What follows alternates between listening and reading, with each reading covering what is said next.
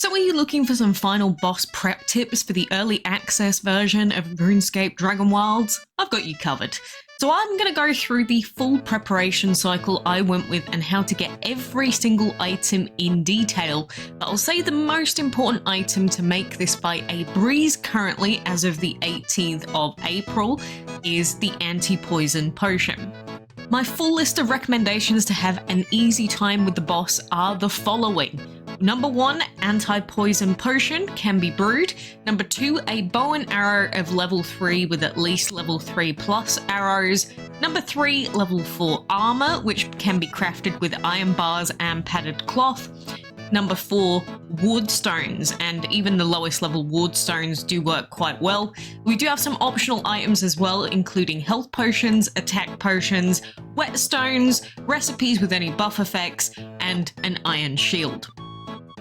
This final boss fight was honestly a lot easier than I thought it would be with these recommendations, and I'd be expecting a buff to the boss and a phase 2 attack pattern change later on. I mean, it is early access after all, but I'll go through how to obtain each of these items now in detail, so you can skip ahead using the chapters in the video to go straight to the boss fight unlocking and fighting stage. So first off, how do we get this brilliant anti-poison potion?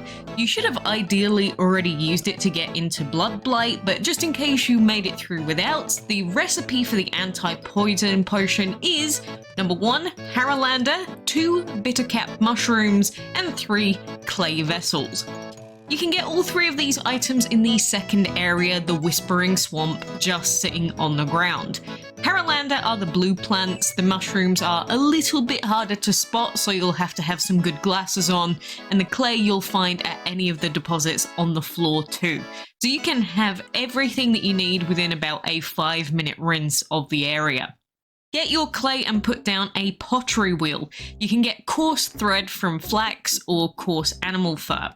Next, you'll need a kiln. The fire runes you can get from a regular rune transfer or from any goblin and garrow packs. Then put the clay into the kiln. You can speed up the production with the superheat skill, and now you have clay vessels. So put all 3 items into the brewing cauldron, and now you have your poison negation. This is incredibly good in most of the later portions of the game, and I recommend getting this as soon as you possibly can in Area 2. Now, the bow isn't technically essential, but I think it makes the final boss fight very easy.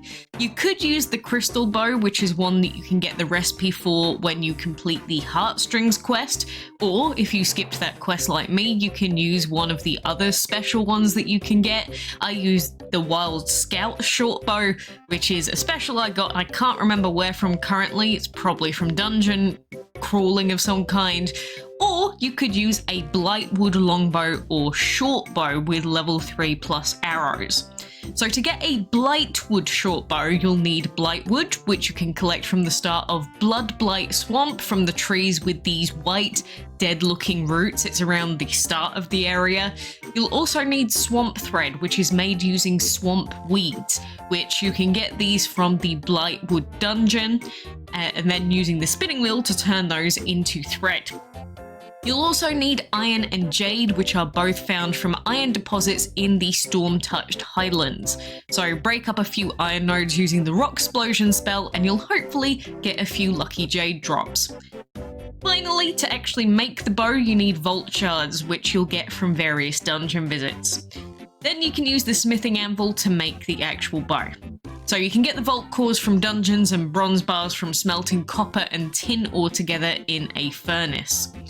You can get copper and tin ore from deposits in the Fractured Plains, and the furnace recipe includes charcoal, which you can make using ash logs at the Kiln.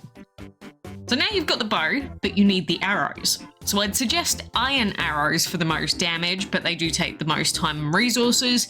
So these are an artisan level 30 item that require iron bars, feathers, and oak logs.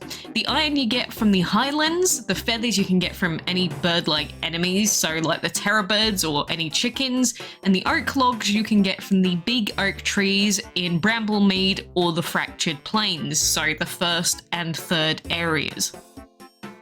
You'll need a bronze axe to cut them down, although you should already have an iron logging axe by now.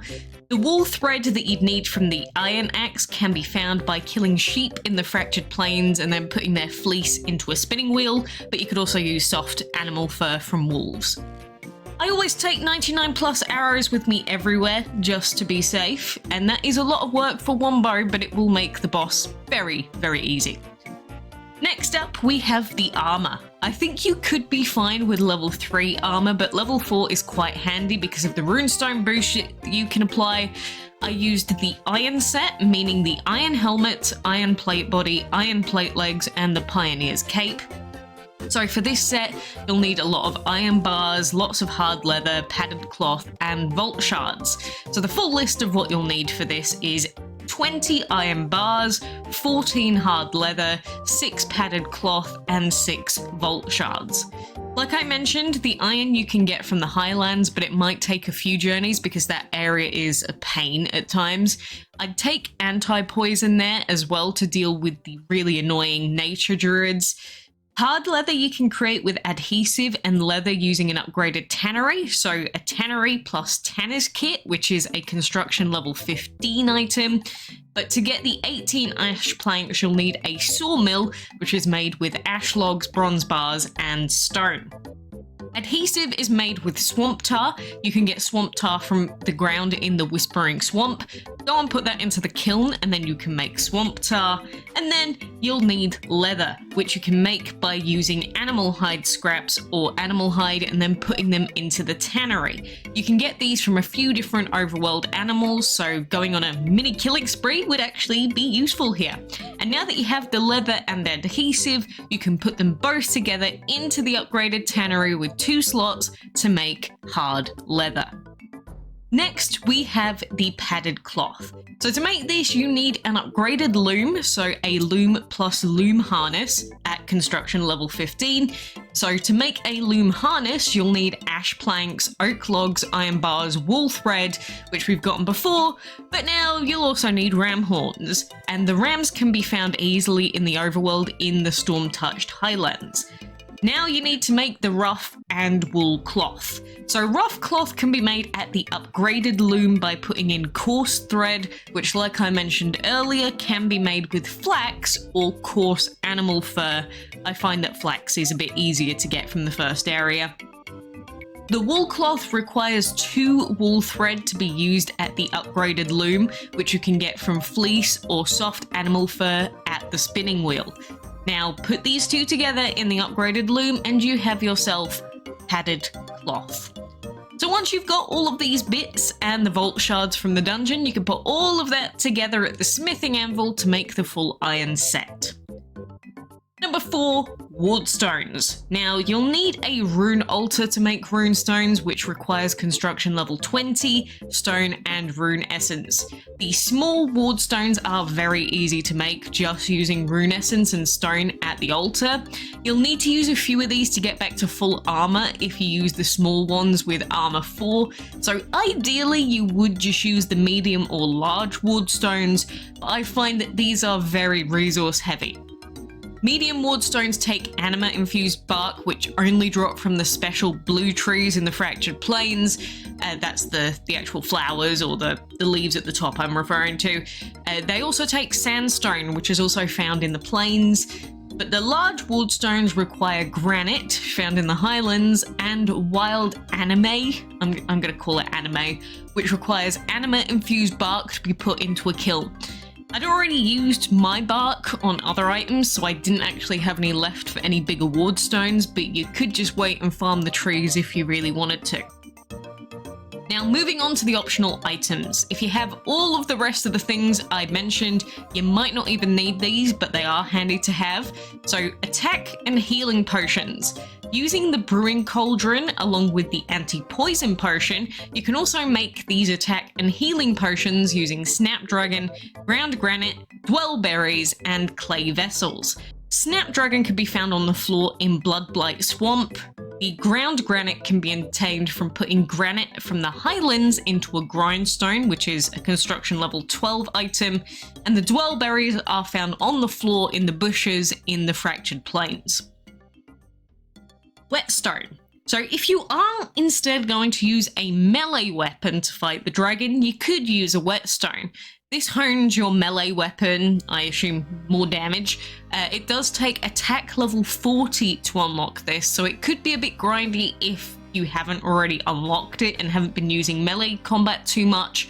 But I took a sword/shield and a bow into all of my fights, so just using the Whetstone beforehand never hurt anyone.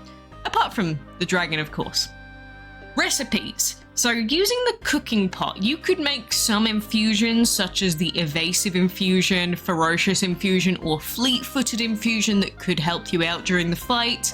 I think ferocious, which reduces the stamina cost of attacks, might be useful for anyone with a quick draw bow being used. I don't think any of the recipes are essential, but you might as well get every benefit that you can. And then finally we've got an iron shield. So I don't think a shield is even necessary, but if you want to try and block some of the final boss's attacks instead of just dodging them, then you might want to use one. I would recommend the level 4 iron shield to go along with the iron set, and it does take iron bars, hard leather, and vault shards. So you could work on making this at the same time as the iron armor set.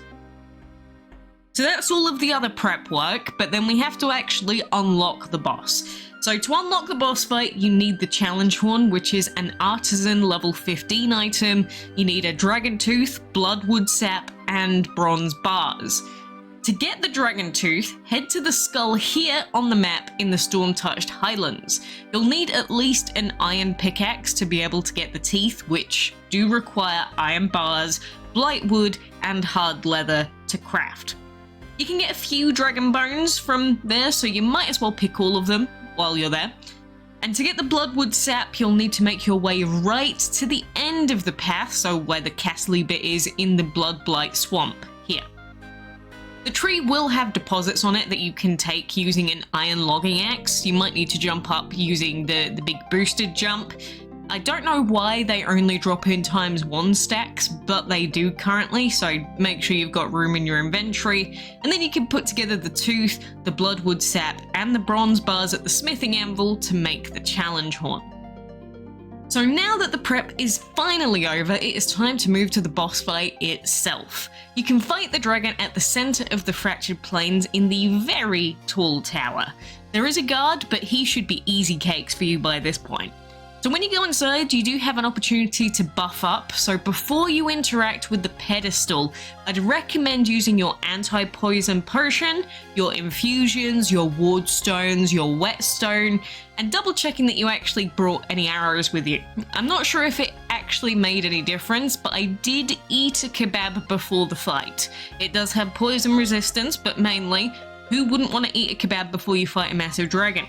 So once you have everything equipped and buffs ticking, interact with the pedestal, and then the green goopy dragon will come down from the sky. So the boss currently only really has 3 sets of attacks for ranged attacking, which I have aptly named a poison vomit, a rock burst, and aerial poison comets. If you have your anti-poison active, this should essentially make all of the poison attacks, so 2 out of 3 of the attacks, pretty useless from Velgar. In the spirit of staying on your toes, I'd recommend pretending to dodge them anyway. So after his first poison spit on the floor, he will then move onto a rocky barrage that will hone in on you. This is the only attack that you really have to worry about currently, but you can dodge this with a well-timed roll. He will throw out multiple of these one after the other, so you can dodge right, left, right, and back again to avoid them. You could also tank them if you have Wardstones active, or you could put your shield up as well, but ideally you would avoid them completely. The third attack he'll do is when he'll go into the air and then send down comets of acid spit, like he has been doing on a near daily basis throughout the duration of your early access journey anyway. So this is something that you should be used to avoiding by now. So just walk around the circles. There really isn't any more to it than that, and you don't even need to if you've got anti-poison active. So the boss will repeat these 3 attack patterns now until you kill him if you remain at range, which can be done very quickly if you're using a bow plus level 4 arrows. Just make sure you're firing at him at every opportunity. A full drawn bow will do slightly more damage, so hold until just full, let go, and keep raining down the arrows. If you're instead going to go melee, you'll have to get up close and personal, which is also just fine, but will require a different approach. I mean, this guy here did it like a Dark Souls run and did it naked with no damage. Highly recommend seeing that one. But the dragon will do a head swing when you try to get close, which you can avoid with a nicely timed dodge roll.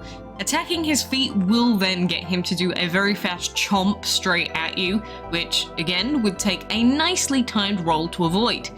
The dragon will also pound down his claws based on which side you're on, so you can easily bait the boss into attacking one side while going to town on the other.